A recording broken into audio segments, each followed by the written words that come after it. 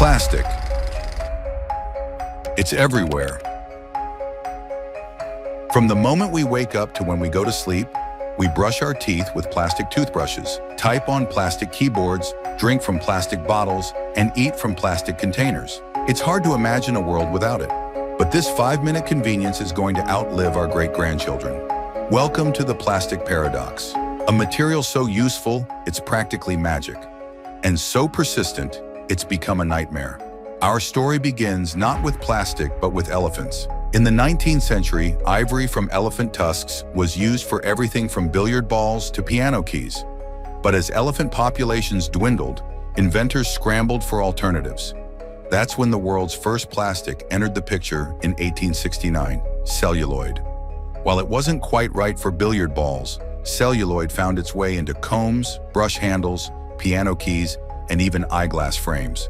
The plastic revolution had begun. Over the next few decades, we saw an explosion of new plastics.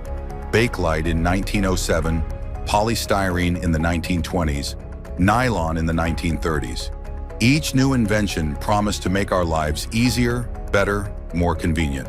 Then came World War II. Plastic production went into overdrive. Soldiers wore plastic helmet liners. Pilots peered through plexiglass windows, and paratroopers trusted their lives to nylon parachutes. After the war, plastic invaded our homes. Vinyl records, plastic furniture, synthetic clothing.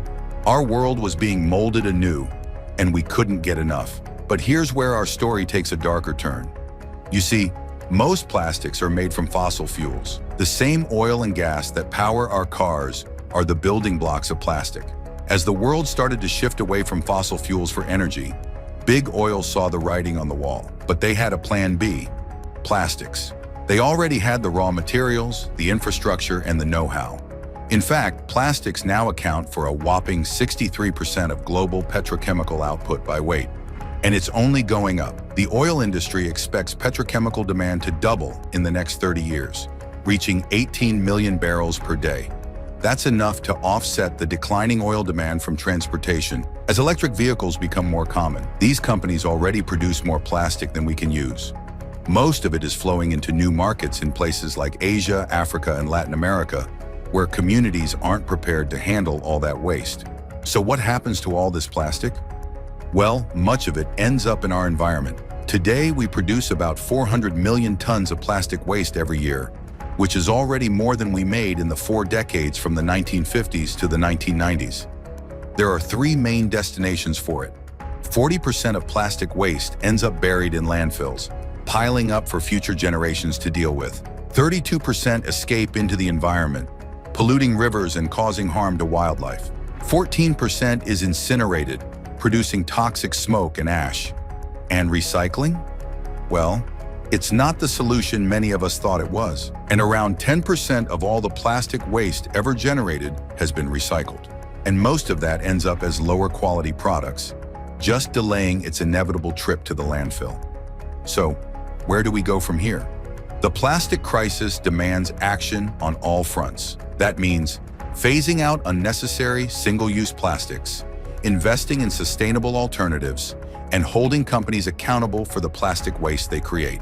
That's our mission at EcoCreds. By connecting consumers, businesses, and waste management organizations, we're creating a new ecosystem of plastic responsibility on the blockchain. From collection to disposal, every step and piece of plastic waste is recorded on the blockchain, making it fully transparent and trackable. The best part? Our system rewards you for doing the right thing. Join EcoCreds today and be part of the solution. Because every piece of plastic ever made still exists somewhere. Let's make sure the next piece we create has a purpose beyond the moment.